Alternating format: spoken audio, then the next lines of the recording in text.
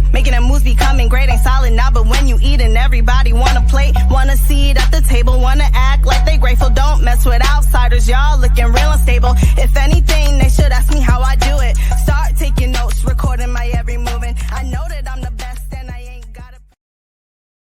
What's up, everyone? Welcome to KB's community.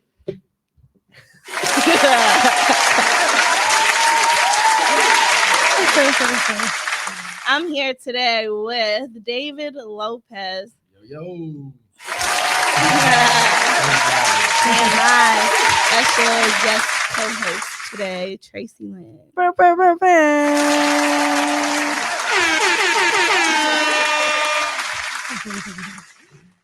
So, welcome, David. Yeah, thank you for having me. I'm excited to be here. I'm excited to have you. You're one of the nicest guys I know in music around here. Yeah, so I appreciate that. I don't know, just being me. Yeah, you're a nice guy. So, can you tell the people a little bit of your background? What do you do creatively? We'll start with that. Yeah, sure. So David Lopez is my name and my artist name. Born in Chicago, but I moved up here to Milwaukee a couple years ago. I've been making music for a long time, putting out, I guess my first formal project was like 2015. So I mean, since then, I would say like officially. So I have a lot of music out, run some shows, and now we have a pretty like stable residency show up here. So that's kind of how I've been ingrained in the Milwaukee music scene. That's how I know you from running, it's called the Passion Park Experience at Bremen Cafe, third Friday of every month. I didn't mean to start the interview off with plugging stuff already. But, you should. Please, absolutely do. No, but I mean, so that's how I've really been like now involved in the Milwaukee music scene. It's been a really great way to meet people and stuff. So I feel like I came from Chicago and now I'm part of the Milwaukee music scene. So, So how's that been? What has been different between the Chicago music scene and the Milwaukee music scene? Well, I mean, it's funny because everything's about timing too, right? Because it's also like stages in my life. Like I'm probably more prepared to be like more out there now than I mean, I was obviously doing a bunch of shows in Chicago too, but I was probably still working to get where I feel like I'm comfortable now. Yeah. So it's all about those stages. But I would say at the time, like when I was there, it's just, I mean, there's more, the city's just bigger, right? So just more stuff going on like every night. There's just more things happening. So I think it's harder, probably a little harder to get attention from anybody really, like the stuff just moves fast. So I'd say pace of things I think is the thing that I've noticed the most. Like here it's like degrees of separation. Like in Milwaukee I feel like there's probably 2 or 3, whereas like if I don't know you I probably know somebody who knows you, or like one other person away. Chicago 6 degrees of separation is like pretty real. Like you probably don't know them at all. Like, right, it's a huge city. Yeah. So I just feel like I've been able to get in touch with more people here like quicker. Yeah. Do you think that's a good thing? Yeah, absolutely. Okay. The monthly show thing, like I get a lot of people thank me a lot for running the show. And I really, I'm grateful that people feel that way. But the truth is it helps me a lot. It's helped me meet people, meet artists, like collaborate with people and stuff like that too. So it's been like really beneficial for me as a creative. Yeah. So, So what was your inspiration behind beginning your monthly shows? So this show started in Chicago in like 2017, and it was originally half music, half comedy because my close friend, Mike Rice, shout out to Mike, he's in Ireland, was a comedian. And so we did a show half and half, right? But the real reason for me to start the music part is because like, I mean, we all do music here, like just so many like showcases that just felt wrong that I was in, that just didn't feel right. There was a lot of scam stuff going on, a lot of pay to play stuff, which, whatever. I mean, if you want to get into that, wait a minute. Hold on, pause. She wants to get into it. I see it on her face. I mean, I'm gonna let you finish. Well, that's just honestly, that's just really the start of it. Was just me being like, all right, like usually when I would do a showcase or something like that, I would like meet the manager of the bar or something like that. And I'll kind of just like ease in, and then eventually they would book us, and they trusted my crowd and stuff, and then like we just got the monthly show. But the real reason was because I wanted to just try my own thing. Yeah. And so it's grown and like it's taken time to kind of get to where I really like now this is like kind of what I wanted it to be, I feel like. But the real start of it was just because I was like sick of the bullshit. Can I swear? Bruh. Okay, I was sick of the bullshit. Yeah. I believe in freedom of expression. So, right. I forgot you had the button that has all that shit. Okay, so let's let's get into the bullshit a little bit, I guess. What's your experience with it? Well, just as a woman. Okay. Stop being weird, nigga. Period. Is what I got to deal with Yes. all the time. Like the industry is extremely weird. It's a lot of like how you said, pay for play. Yeah. But with women, the pay ain't the money. It's like they think that you're supposed to flirt with them. You're supposed to make them feel good, butter them up, all the things. You're supposed to allow them to make you feel uncomfortable, Exactly. or else. Yeah. And Yeah, you that's better it. not have a Oh, yes. boyfriend. Oh, You yes, know, very so much it's just so. like, yeah, that's the industry for you. And that's why I don't mind taking long for projects to come out. Right. Because it's like when you it's to the point where I have people that have been paid to do things for me, but because they're not getting from me what they want from me, it's still taking long. So it's like people be like, well, why don't you just pay and stop?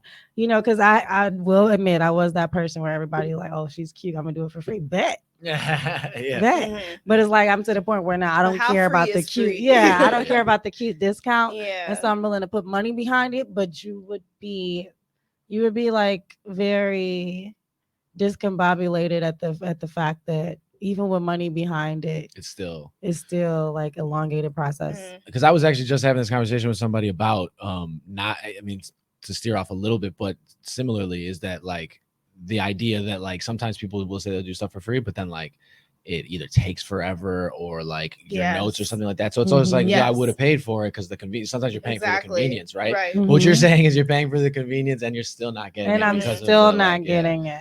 Yeah, that's And usually because people have ill feelings toward you after you don't return certain feelings or Yeah. don't flirt back or Yeah. don't whatever. Or they get in that, you know, you ever seen like, it's like a prime example when like people say it about girls getting into relationships and guys are just like, hey, this is what I want. This is not what I want. And girls think they still can persuade the guy to love them and then get mad later when he doesn't. That's how the music industry That's how you is. It's feel. like, I'm Yeah. telling you, hey, I don't want you. Yeah. Yeah. I Wait, mean, where it's at? That's I don't fuck with you. Yeah. That. I mean, it sounds extremely frustrating. Obviously, I can't relate to those exact things. I will say, like, we try to, and I can't always do it because it seems like it's just I just don't always.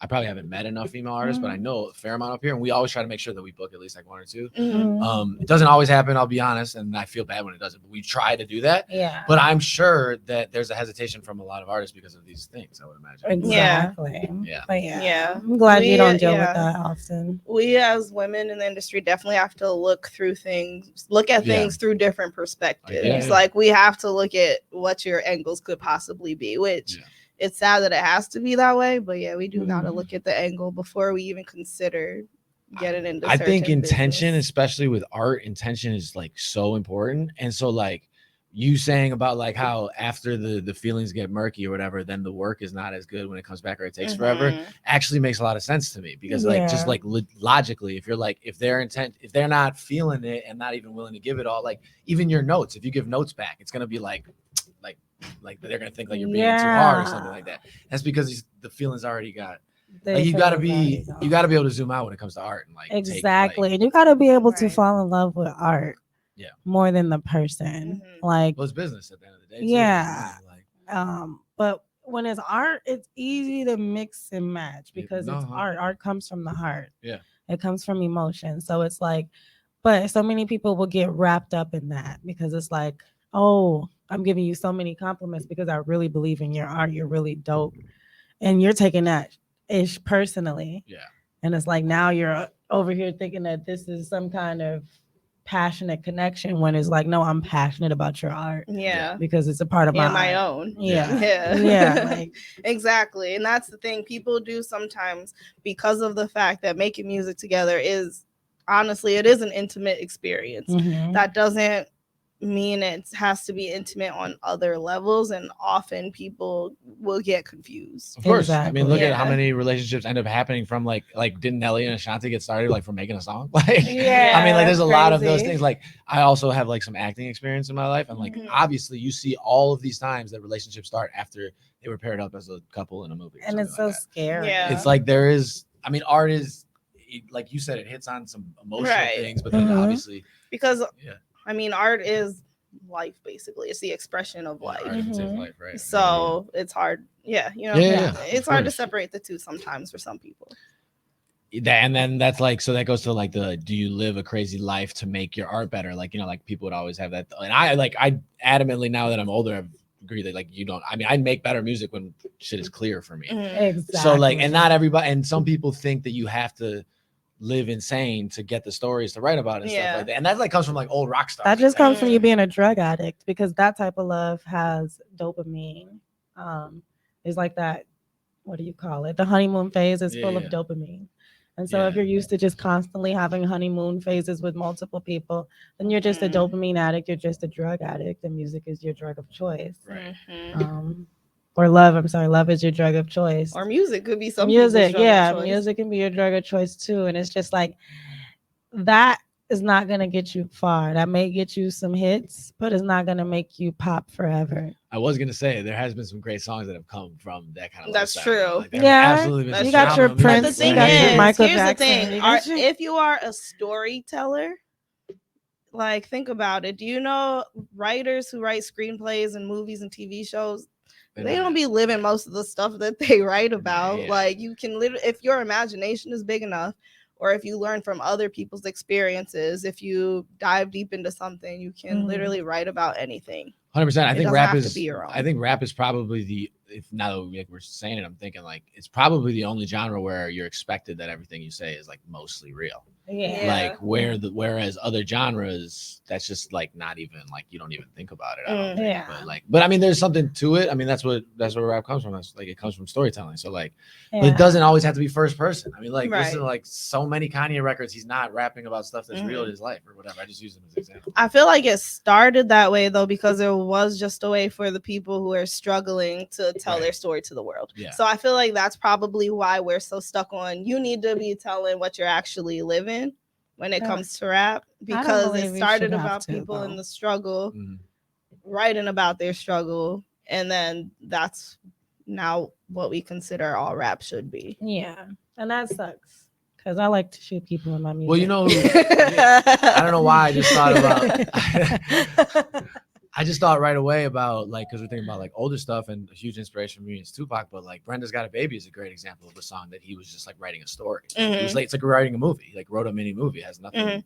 But he probably did witness some of these things. Yeah, that's probably from some people in his hood or a little cousin or something. But yeah, the thing is, it doesn't have to be your direct experience. No, have you ever? You know what? One thing I noticed is that sometimes music sound better when it's just fabricated and flexing. Oh my God, I've had so many love songs written about me, and I'm like, that's trash. It's so trash because it's like that was flexing right there, though. By the way, I've had so many love songs written about me. It's a true flex. It's not that deep. Wait. I'm telling you guys, it's wrong. It's wrong. But it's like it's wrong. Every time I've heard it, like I've heard some love songs, it'll be so forced. Yeah, for sure. Because I think 100% of them were written about people who wanted to romance me instead of the people that I actually was in a relationship with. So they imagined the love story. Though. Yeah, that's the thing. Maybe, but it's like it's always sounds terrible because it's like so forced, and they're trying to put too much of the truth in there. And my heart. Sometimes, it's just like sometimes you gotta grow up. Well, David, what do you like to write about? No, I appreciate you asking. I've evolved. I was gonna piggyback off that a little bit. I've evolved in how I write a little bit. I think in the sense that like when I was younger, honestly, most of it was like I got to figure out a way to tell my story, which is still true. Figure out a way to tell my story and it doesn't necessarily always have to be true, but I can figure out ways metaphorically to do things. But what I've really evolved on, I think, is like the biggest, most important part to me when I'm making like just one song is like capturing the feeling. And so like if I just look at it like I'm trying to capture that feeling, like you were saying for a love song, I'm just trying to capture that feeling and that emotion for 3 minutes. It gives you a lot more variety into like how you can get there. Like I don't like even when I'm telling a story, I'll veer off for a couple bars and just be like something else. Cause if it still kind of can bring you back in. That helps so much. Yeah, that's my favorite way to write actually. Is kind of just be like, all right, I know what I kind of want to say, but I give myself the freedom to kind of like bounce off the walls a little bit, do a couple metaphors that might seem like they're irrelevant and then kind of tie back in. And then honestly, I don't know if people understand what I was saying for all the time, but like maybe they will later on, maybe in 10 years. Yeah. And the thing is, sometimes the thing about music is people will put their own personal feelings on whatever you're saying. So it'll be interpreted in however way it's meant to be perceived to them. I'm glad you said that, because I don't like to, like, if you ask me something specific about a specific line or something like that, I probably would answer it, but I don't love to answer that because I would rather, like you said, like have it mean what it means to you. Like, whatever it means to you, just let that be. Like, that's what art is supposed to be. Exactly. It's supposed to be like, I draw something, whether it's with my voice or my hands or whatever, and I put my emotion in it, but you interpret it from your own point of view. Yeah. And that's exactly right. I think so. Like it's like if the shoe fits, and this is like could be negative or good or whatever, or bad. It's like if the shoe fits, try it on. See if it applies to you in your life in any way. Yeah. Clearly I've done it. But do you guys believe that? Like, do you guys believe that people should be able to criticize art because it is just art? I believe you should. You're allowed to have an opinion on it. Yeah, I think you should have an opinion, but I don't believe like criticizing art should necessarily be a thing unless it's asked for, because it's just art. You don't have to love it. It's always somebody for that person. Well, it's all subjective, right? There's no real answers to it. I mean, you could say like the quality was bad or something like that. And like the problem is that there is like an industry off of criticizing everything, whether it's music or movies or whatever. But I mean, like I would say the example of it though is like when you see former artists who have podcasts or any sort of media, even like former athletes, they're usually not quite as, I feel like there's just more, they know that there's more of a vagueness, openness to it when it comes to art. It's like, doesn't necessarily mean like, you might not rock with that song or that style, but that doesn't mean it doesn't have value. Like, right. It's like, that's true. I think that's a big thing that I've noticed for myself, and then for others is like I would see someone shoot an artist down, and I'm like, I hate seeing that, because it's like, and I hate when an artist like actually listens too much. Yeah. Because it's like, that's your art. It doesn't matter what a person thinks. Just keep going. Of course, it's a such thing as not having good quality music. It's just mean you didn't go to a great studio, or you just didn't know how to communicate what you wanted. But saying someone's entire music industry or someone's entire painting profession or their modeling catalog is just not it. It's like, who are you to say that? And also, that's not like that's not constructive. Exactly. Like there's ways to do it. There's I think that's the word. Yeah, it's just not like don't take constructive criticism from people who don't construct shit. Right? Exactly. Like, from your couch. And honestly, you don't even know, like you could be breaking somebody's whole dreams and like their self-esteem. Yeah. Maybe I'm too emotional. I be feeling for people. But like, don't tell him his music is trash. Well, again, like but the thing is, you can tell people what they need to work on, but also tell them what's good about something. Yeah. Because there's usually one thing you can pick out that's decent. Yeah, you know, that's how you should talk to people. And well, I learned it's a slight difference with men and women. With men, you want to tell them what you appreciate before you criticize them. Yeah, we're babies. And with women, with women, you want to tell them what you respect. So, and respect is not, people look at respect as a word, they make their own definition of it, but respect is literally admiring someone for what they can do. So as a woman, you know, sorry, but my statistic is I should be able to only do this, this, and this. The fact that you're a mother, you're this, you're that, and you just made this amazing song is dope. However, I think you should do that. Do you know how crazy she would listen more if you started off like that? And the same with a man, like, oh my God, I appreciate how strong you are and the fact that you're a man, but the fact that you're doing music and, you know, being left brain for a second. However, I think you should do this, this, and this. People would listen that much better. Yeah, I think that's just a communication tactic. Yeah. It's just like, if you want to get in, you don't start. If you want to get into a real conversation or like have value, provide value, you don't start with something like super negative right away. Yeah. Right? Like, it's all about approach. It's all about intention, really. Like, do you actually want to help improve, or are you just here to be exactly? You know. So, David, I do feel like you are one of those people who actually is trying to help improve, because I feel like a lot of your shows you put a lot of brand new artists that really nobody knows about, and then you usually have a little section in the beginning, like basically talking about how to navigate the music industry and how to get into things. Yeah, we started So- that. We started that this year. Yeah. You've been at a couple of those, right? Yeah. Uh-huh. The Q&As in like the first hour of the show. We don't do them we do them most every month now. And it was just the idea behind it was really like, I just could feel the energy in the room was like right. Like the shows we were creating was like you said, we get a lot of new artists. We got a lot of artists who maybe are experienced but haven't hit Milwaukee yet. So like, I mean, what's great about where the show is at Bremen is that like they're always free shows because that's all they do there, is just free music. So like it started really low risk, so we had months where there just wasn't that many people there, but over time it built, and I think the energy was so right that it was like it just seemed like a lot of people like were into how do we grow and stuff. So I was like, all right, well, let's just make a room where in the beginning we just say like, all right, who dropped music this month? Let's talk about it. And then we had a couple guests who like wanted to talk about stuff. So now it's kind of like we'll have like an interview, almost like a live podcast.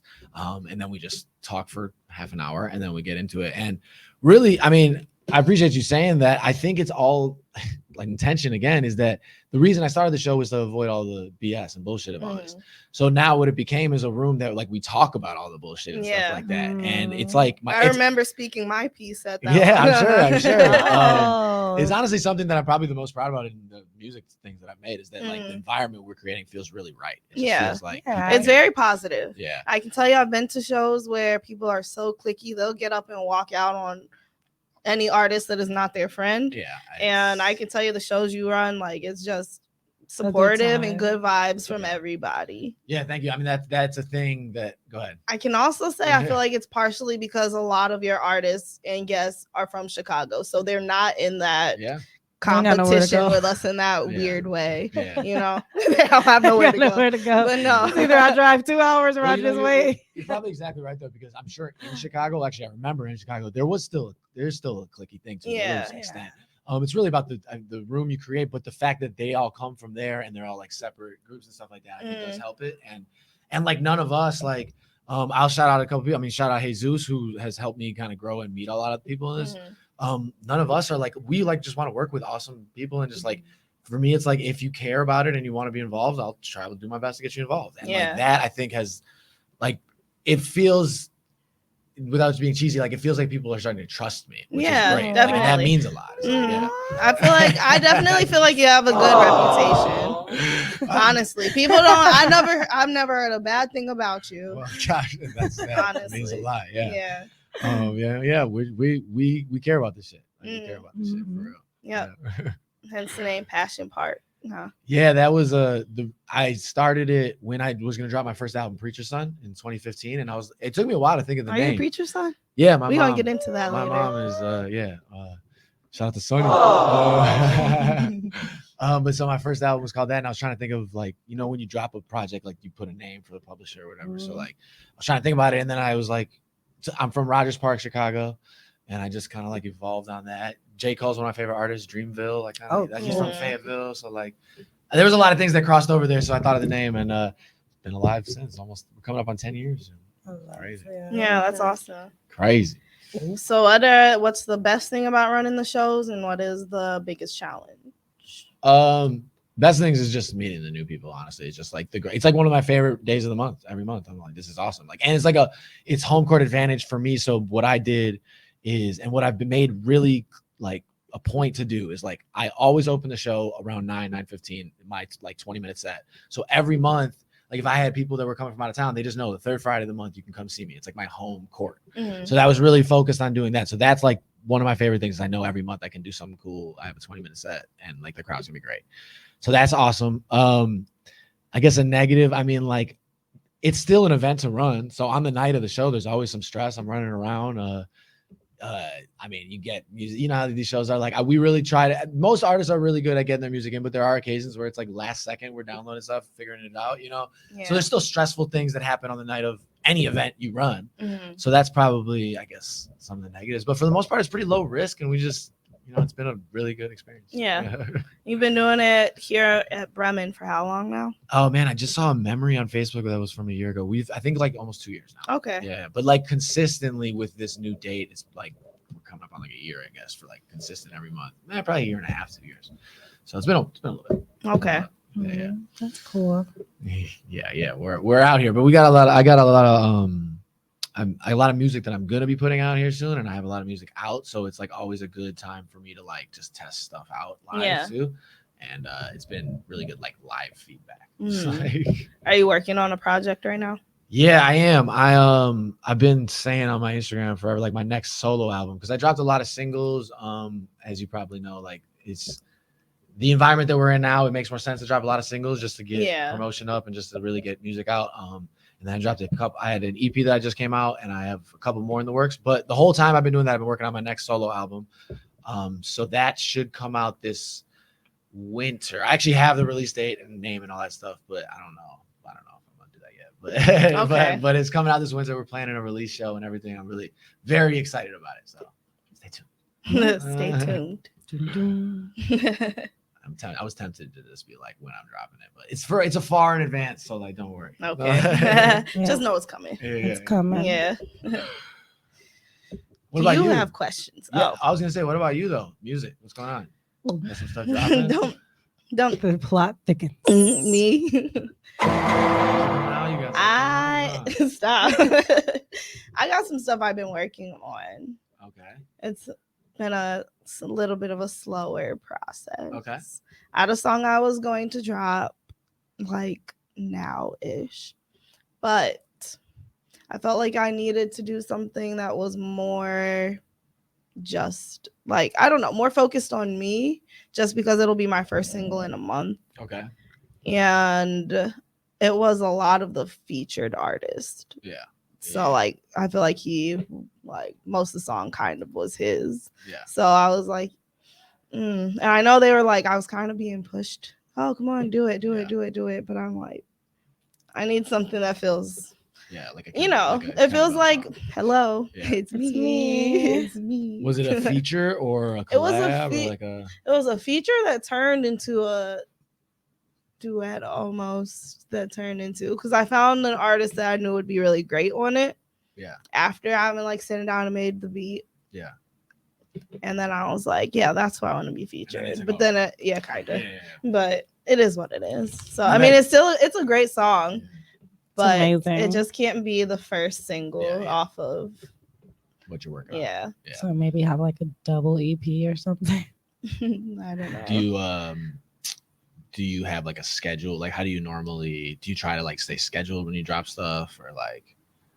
I mean, you said a month. You said a month. That's a good. Like, if you drop a song every month, that's not bad. Like, I used to, but right now I feel like a lot of people try to drop something like every week or drop something super often, when you really could drop something every month to like 2 months or even like 3 months, but very much focus on promoting it. Yeah. And like building off of each single at a time. Yeah. And then, I mean, there's no right or wrong way. There's no one way to do it. There is no one way to do any of this stuff. Honestly, I've tried. I feel like for me, I just like try new things like all the time. I did the weekly thing for like 3 months. I didn't feel like that was as beneficial. I feel like, and especially like time wise, but the monthly thing, I feel like the actual platforms, I mean, what I've heard is like, I feel like Spotify wants you to drop something like 4 to 6 weeks, every 4 to 6 weeks. But that being said, I think like what you said, I mean, like this is pretty much, I haven't dropped anything since July, which I feel weird about. I'm like, why is this? Because we were supposed to have something out, which we got some music coming out this month or October yet. But what I've just done and what I always do anyways is just take every song and just keep stretching it out. Keep promoting it, promote it all. You need to make stuff to promote these songs people probably haven't heard. I mean, however many streams you're getting, there's still more people that haven't heard it. Exactly. So it's a new song to a lot of people. So it's still, I find value in promoting old stuff. Yeah, definitely. Yeah. I'm still going through that actually, but yeah. Going through what you well, said? no, I just like figuring out what to like, is figuring out like what to promote still off of like what records to just like keep hammering home basically. Like Run It Up is a song of mine that I'm like consistently putting content out there just because like it's been working. So yeah, like, all right, I'll just keep doing it. If it seems like it's getting new, I don't know if it's translating, but I know that the content seems to be working. So I just like keep making it without also like balancing like, of course there's a balancing act of being like too redundant to your fans and stuff like that. Yeah, I don't know. We had the conversation before where it's like, if you're annoying if I was annoying to you, you probably weren't going to be the full fan anyway. Yeah, something like that right. we were talking about, like how a lot of people, you start posting more and then they start getting irritated by it and then it'll just like unfollow you. yeah, Yeah. it's like they weren't going to be your fan in the first place, probably. Sometimes, yeah, they're usually other artists. And sometimes they unfollow you just because they feel like they're not as like, how do you say it, consistent as you are. Yeah. So sometimes it's annoying. It's like, damn, I want to chill, but I have this person making me feel competitive. I get it. I don't care, but I get it. But yeah, I think those are the people who unfollow me when I go crazy with my promotion. It's me and it's those people and super religious people that follow me. Oh man, or people who time. follow me for the wrong reasons anyways. Like, why Yeah, were you here? To watch and gossip. Like, Yeah. y'all need a whole Yeah. why is you here button from Jocelyn Hernandez, please. Oh, why is you here? Like, a lot of people, I really don't understand why they follow me, or they follow me because of a picture and presumed who I was. And then when they see all these other parts of me, it's like, you could have just scrolled down when you first followed me. It's definitely not worth thinking about why or making up why people like follow or unfollow That's you. That's true. And I mean, even when it comes to like annoying comments, like I usually just like, I mean, I try not to, of course, I've been caught up and angry before and responded to comments, but for the most part, I delete comments. Yep. I don't even do that because I actually just try to like avoid, like just don't respond because I'm like, all right, well maybe that'll just like, you know, looks like it does, you know, it is what it is, because that's usually says more about the person. Like, why are they spending time? I don't comment. I rarely comment on anybody's shit, like especially negative. Like I can't even really imagine that mindset. It's just not really it. So that's the biggest thing is with Facebook, which is so weird because that like Facebook is kind of like a Twitter. It's like I just want to post my opinion. So I'll be like, oh my God, kittens are just so cute. Like, I just love kittens. I don't see who can hate kittens. Oh, well, I can hate kittens because I was allergic to I did not ask you, Marge Simpson. Like, relax. It's always like someone put in their opinion and it never matters. Yeah. Right. Those are the comments I just delete because I am kind of crazy and I will be in my head like, what? No, it's hard. I mean, look, this is a thing that like people didn't have to deal with before, but now we have to deal with it all the time. It's like you do, yeah, of course you get wrapped up in the world. If you're on your phone posting stuff, like eventually some stuff is gonna get in your head, and it's just how it is. We're people, right. Like I get it. So like having to deal with that. I mean, but it goes like if I get bad comments, it's usually specifically about like they don't like a song or something like that. Oh no. But I can think in my head now. I can be like, yeah, but we already talked about how music is subjective. Okay, they don't like the song. Whatever. Like, oh, you got some like bold people. Like that's really a why are you following me? Like why are you following me? Is it people who follow you, or is it just random? TikTok or YouTube Shorts a lot of times. So it's not even usually. That's probably just it just comes up on their page and whatever. They don't like it and they talk whatever. People talk shit. But like.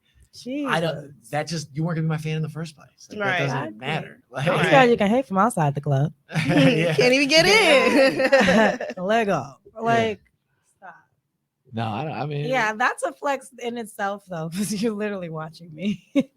Like I that type of stuff doesn't upset me. Like I usually get upset when it's more personal. Like it's like that one cousin or that one friend or person that always books you and seems really cool, but then always want to speak against you when you got something positive to say or something. Yeah. But like the random people, I don't know. I think my Instagram filters that too. Like I don't ever see. Is that you can do that? Yeah. It does it on it does it on its own. I think Tom's kicking us out. Oh, sorry, Tom. No, it wasn't him. It was somebody else. Do they got a boo button? Getting kicked out. Okay. Anyway. Yeah. My bad. I actually had a follow up for you. You said the religious people on your page, and now this brings me back to the preacher son thing. Yeah. So pretty much. So because that is something that I dealt with early on when I first like was like officially like putting out rap music and putting out all my music. Like I definitely took me time. Making the devil's music. I mean, the funny thing is though, nobody ever actually said that to me. It was just in my head that I just still knew that like. That they were still judging you silently. Of course. Yes. And that was still of course happening. So like I did something I had to get over. So I'm like, I'm curious. Exactly. And that actually was such a struggle for me for a long time. Really? Because I was very extremely religious. Okay. And like that was like your entire community and really the only community that you were supposed to be a part of. So that took me a while So you probably because I was like, oh, these are people who I thought loved me unconditionally because that's what they're preaching all this. Yeah, but y'all over here judging me for making some music. Yeah. And not a single one of the songs that I've actually released has a cuss word in it. Oh, There's really? literally nothing explicit in Really? any of the music that I have out already.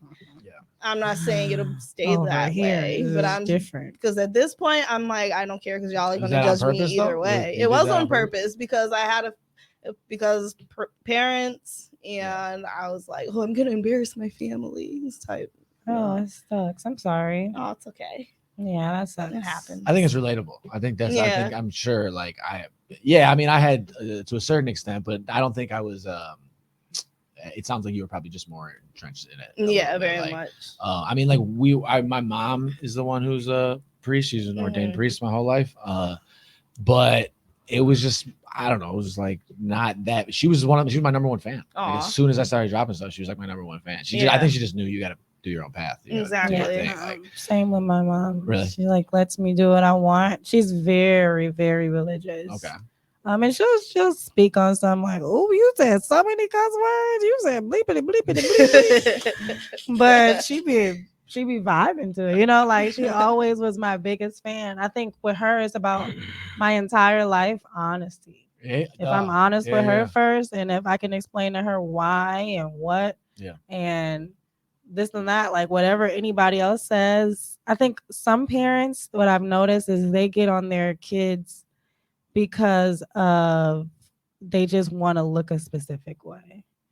But me and my mom, like, I understood that too a little bit with her, but it was more of a, we're gonna talk first. So if it's something like as deep as the big thing with girls, the losing the virginity, she knew about it first. Okay.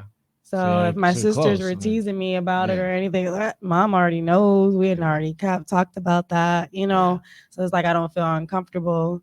It's not, nobody can walk up to you and be like, well, your daughter is sleeping with my son, So it's just like, and then she already knew to be well kept. I already knew to protect myself. I already knew to carry myself in a specific way.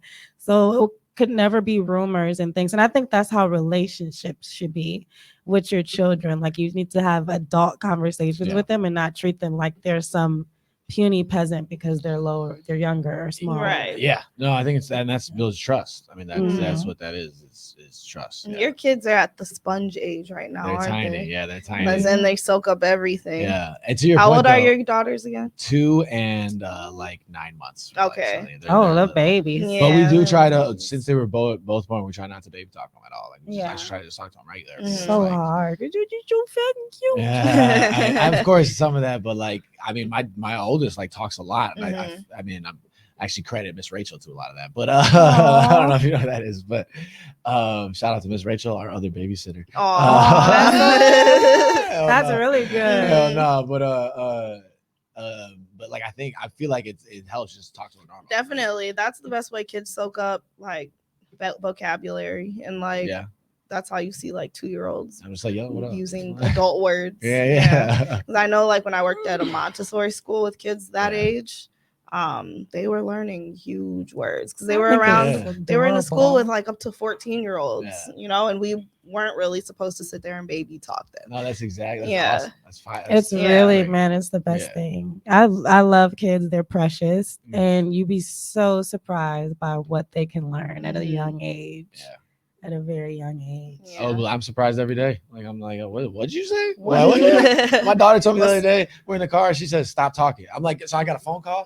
Coming through the speakers or whatever. She goes, "Stop talking." And I was like, "What?" And she said, "Stop talking." And then I got off the phone. I was like, "Why'd you say that?" She's like, "Because it was my turn." That is adorable. Like, all right. Like I kind of understand. I'm like, we're gonna have to work on this a little bit. But like, what was the funniest thing she said to you so far? Oh, that was pretty good, but definitely like the copy, like there's been a couple times where like I said, like, whatever. I said, actually, this happened the other day. Something was broken with the door, and I was like, "Fuck," and she was like, "Fuck." But it's like, look, when little kids swear, it's hilarious. I hope she doesn't do that like at school or something like that. Whatever. The thing is, you just can't let them see you laugh. Yeah, you can laugh, just don't let them see you. It is what it is. They're tiny. Like her timing is so good, and like the way, like just. It's so funny. Like, how do you know when? It's It's crazy. I want my kids to be funny. Yeah, So, like, right. I have a funny scenario. My nephew was like, I have a nephew who's so bad. And my sister usually does not punish him or anything. Okay. She's so spoiled. I mean, he's so spoiled. And like, but in front of her, she pretends to because everybody like looking like, oh my God, here comes Odie. His name is Odysseus. It's a beautiful name. And so he was 2 years old at the time. And he broke something. And she like, it was funny. It was the newspaper thing we talked about. So she usually like newspaper her dog. yeah. And so she like waved it at him. And he was so confused and curse words just started. He said, oh shit, oh fuck, oh no, oh shit. That was the funniest thing in the world because we were like, whoa. It's great. It's great. You can laugh at that. Yeah, like, You gotta laugh. we didn't even know he knew those words and they just knew right when to say it, like, oh no, what's going on? I've never seen this. No, there's definitely they're funny. Yeah. They're funny. Yeah. Kids are hilarious. Kids are the future. They're my And a lot of favorite work, but people. they're funny. They're literally my favorite. Kids and old people. Yeah. The kids, at least you can like when they refuse to do something, you can pick them up. You pick up an old person too. Come here. I'm just kidding. Put me down. But no, that's one thing. Kids and old people are very honest. Yep. They're very funny because it's like they're harmless. Like I understand a lot of people get like the worst parts of older people because they're like, F it. You know, I'm 80. I'm not gonna sugarcoat anything. But I like it. I do too. I like the honesty. I like the goofiness. Like, have you ever seen a youthful elder person? Yeah, my grandma was that way. Yeah, my great grandma. She's Yeah. like, don't look at me. I just work here. That's their favorite thing to say when everybody's That's being on. hilarious. That's hilarious. Yeah, I mean, like what I used to ask my grandma before she passed was like, I'd be like, I'm like, do you feel this old? And like sometimes they don't feel that old. It just is what. And to go to some of the things you deal with as women, like old people deal with a lot of issues too, where people like just assume they don't want to be talked to or assume they don't want to have a real conversation. So like, yeah, I'm sure it's hard for you. That's why. And then the bitter old person is like a stereotype, but it's true for a lot of people, probably because things over time, whatever, like that, and they're usually in pain. Their bodies hurt. True that. They don't have love. Like they need love. I've watched my great grandma live to 99, and she did that off of love. And the moment that everybody got too busy, the moment that she got hurt for the first time and ever, she had failed and hurt herself. Is like the moment things started going downhill. Like I really felt like if everyone would have, kept our routines, she would have lived until she was 150. So like a lot of people were like confused at how devastated I was because they say that old thing, whoa, she lived a long life. Right. Shut your ass up. Because it's like she could have lived longer than that, if we would have been there. But I was literally working 80 hours a week. It'd be sucky because I'd drive past her as a school bus driver, drive past her. And it's like, I can't stop all the time. But it's like, I think that's a big thing is to make sure that you're using those years because these are history books. These are our only real history books. We got so many people lying to us, telling us what we used to be, what we used to do, what we're supposed to be. And we have these history books. And like you said, people are just acting like they don't even speak English. It's crazy, that we're having this conversation right now because I was writing a song earlier. I was working on a song earlier. And like, I ended up writing a verse a lot about my grandma. And like, this weird thought, this is just whatever, but I'm like, man, because I used to have to like go down to the nursing home to see her like when in her last couple of years, whatever. And so that takes time. She's in Chicago. I'm from Chicago, so it took time to get down there. Just whatever time that I honestly probably wouldn't have now with the kids. I have 2 little kids. She passed right before my first daughter was born. So like it's just like a weird like almost it's like a scoot of time. It's like lost her, so that time that whatever, and then I have kids all of a sudden right away, and you're occupied with these kids, and like you start to see some of the traits of your family. Like I said, my grandma was goopy. Like I see that in like my kids. Y'all making me feel guilty. Like I call her Rainbow Baby. Well, I wasn't even trying to go. I just made me think because I was literally just writing a song. I'm like, oh, we're having this conversation. No, my grandma, she's from New Jersey, and we 2 years ago had to move her out here because her dementia got really bad. She lived with my parents for a while. Then it just got too difficult at home. So she is in a memory care right now. And I feel bad because I definitely don't make it to see her as much as I should. Yeah. And I know she asks about me, so now I feel a little bad. Yeah, don't feel bad. Just Sorry. make sure that you Just get do the that. time, and then understand that if you don't have the time, that it's divine time, and like everything happens for a reason. But if you can, and sometimes you got to make it like a lot of people. My reason for not seeing many people in my family is just ADHD. Honestly. Like out of sight, out of mind with me. Like that's why I hang all my clothes up in color coordination. I will buy the same thing over and over again and forget I have it. So sometimes I just gotta make up something in my head, or like, okay, well, this is something I can do with my grandma, or I gotta go there for this, or leaving stuff over there.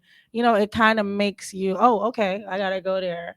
Because it's like these are not people that can be on social media all the time. They can't remind you like, hey, I'm alive. Hey, I'm here. Yeah. So sometimes you will forget them, and that's just the sad It truth. sounds so It's rude. the sad though, to truth. And it's say. like you have to just start reminding yourself. Yeah. Put a picture by your drawer.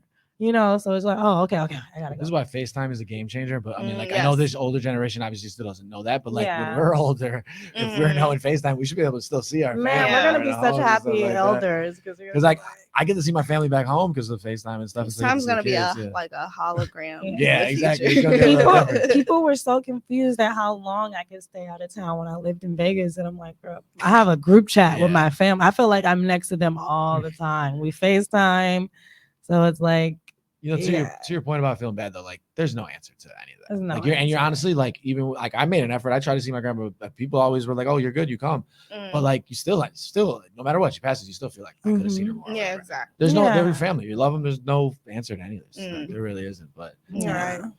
do your best. You did your best, and she's still here. Yeah. And she still asks about you even with dementia. So Yeah. Yeah, she it's loves crazy you. because my grandma had dementia too, and Yeah. it is crazy. But like when you pick out then in those conversations the things that stick out, you're like, the mind is crazy because the things that it does, like, but you can still remember certain things. Exactly. Like it's crazy. That's how my mind works. My grandma thinks she's my age. Remember what I remember? Yeah. Yeah. She like literally thinks she's my age. Hey, maybe that's Oh, she that's having so fun? cute. But like, but how am I your granddaughter then? But you know what? You just enter their world. I used to work in memory care, so they tell you just enter their world. Yeah. It's And actually so fun. fun. There I was too. just gonna say, you get to it's make so- stuff up and not feel bad about it. That Like, feels like a pretty good metaphor for life. Yeah. Like talking to people. It's Yeah. like, the world. Like, exactly. yeah. Like That's where my Right. everything comes from, is my great grandma. Like I was like, we were besties because it's just like she made me feel so comfortable at where I'm at, because I was in an era where I was the last child, the youngest of 8, and all of the things. And so I was always made to feel bad for being me. I was always made to feel bad for dressing provocatively. I was always made to feel bad for being cute. That's the Black community. The Black community will be like, why are you talking like that? As a woman, as a man, it'd be like, oh, his voice getting deep, he's so cute. As a woman, why are you talking like that? Why are you switching? Why is your stomach showing? So it's like, but my great grandma, she'd be like, you look good, and because her era was like the 60s, 70s, and that's where you had to wear lipstick every day, and you had to be the housewife, and you had to do this and that. And so she always made me feel good about being who I was, and like it kind of made me who I am today. So that's also just the uniqueness of people. That's probably just been her character. Like, exactly. She's probably just like that. She's just like that. Yeah. She's just like that.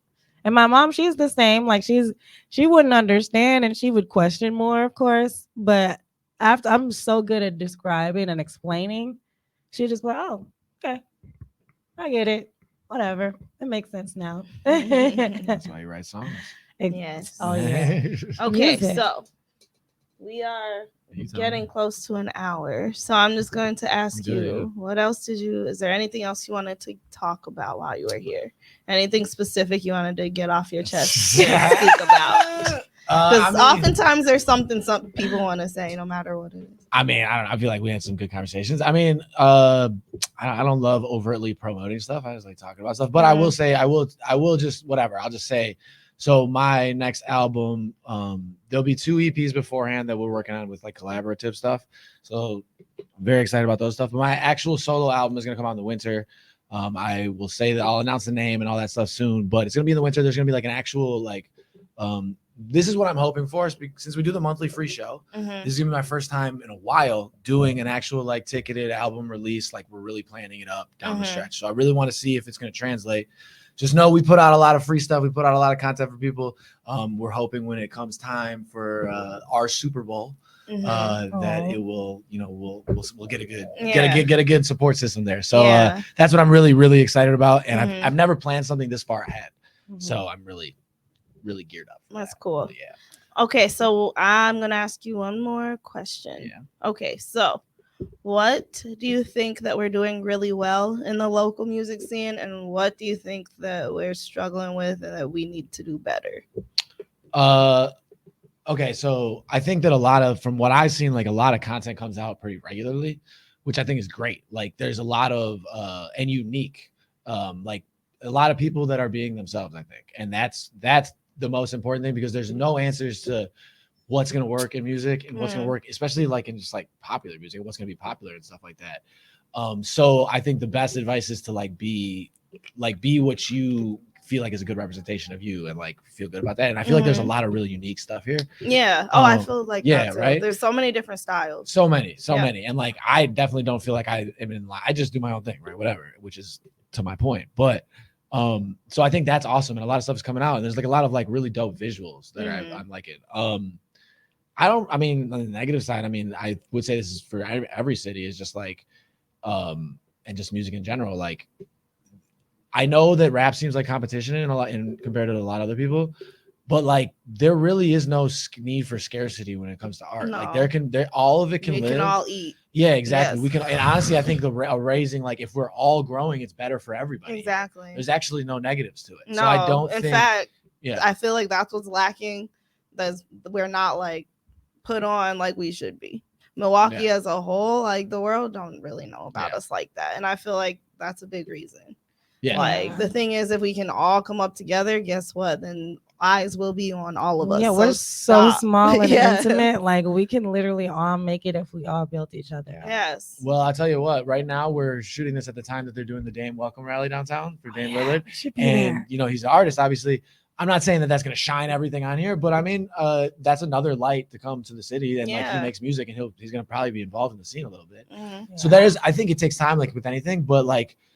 I know we've seen artists here that have gotten posted on big publications recently. So like, I know some have been going crazy on TikTok and shit like that. So like, I think there is a time where Milwaukee is going to like, definitely have somebody, what you really need is like one artist to like just really bud. Just, like, right. But it also has to be somebody who wants to represent the city. Because we have people who make it out of the city and just, But that's a whole different story. Yeah. Well, we're now in a time where I don't think you really need to. I mean, you still get more opportunities if you're in some of those cities, but like you don't necessarily need to just be a successful musician. You could be here. Yeah, but some people just want to get out, honestly. Yeah, for sure. Yeah. All right. Well, sorry, I can just keep talking. I can too. We'll have you come back next season. Yeah. This is like we're nearing the end of first season right now. So this actually might be the last episode. What? Yeah. Season finale? Might be. Oh, come on. Passion Park, baby. All right. Well, thank you all for listening. Thank you, David Lopez, for coming and just talking about your role in the music scene. Thank you, Tracy, for coming and sharing your perspective. It's been a great show. All right. See you guys later. Yes, sir. I know. Mine too. My other grandma's still here. Gotta make sure we see our grandparents. He was looking at the clock. I was like, "Oh, am I going over? I'm sorry." No, I always get a text. Let's start. Oh, he does. Okay, okay. Oh, we might still be live though. Oh, we're not live. We're just recording. Oh, I think. Yeah. Oh yeah, it's not even an hour yet. We did good. Yeah. When do these go up? Tom, what up, no? What's up? When do my episodes drop? You're selling drugs this weekend? Or doing drugs this weekend? No.